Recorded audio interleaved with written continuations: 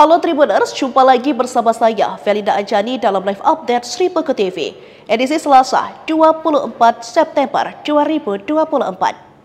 Memulai berita hari ini, Polres Metro Bekasi Kota mendalami laporan soal dugaan adanya suara tembakan yang terdengar sebelum 7 remaja melompat ke Kali Bekasi Jati Asih, Kota Bekasi.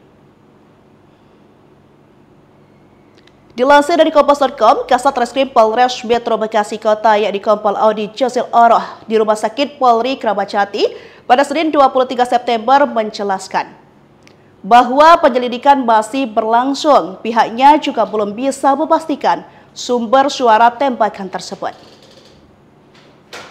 Sebelumnya, Yanti yang merupakan kakak dari salah satu remaja yang tewas, ia mengatakan adanya suara tembakan sebelum adiknya melompat ke kali tersebut.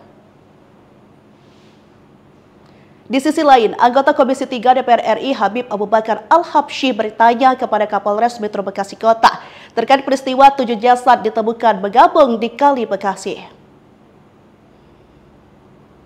Ia pun menyampaikan apakah jasad tersebut menceburkan diri atau ada kemungkinan diceburkan oleh oknum yang tengah berjaga.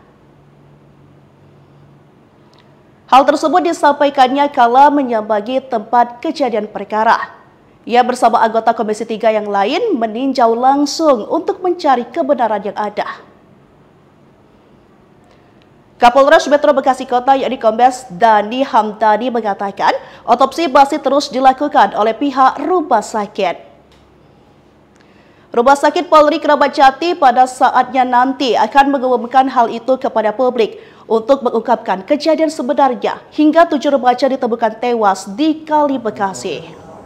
Untuk proses penyidikan terlebih lanjut, di mana proses yang dilaksanakan dalam proses penyidikan ini dilakukan dengan melakukan kolaborasi interprofesi.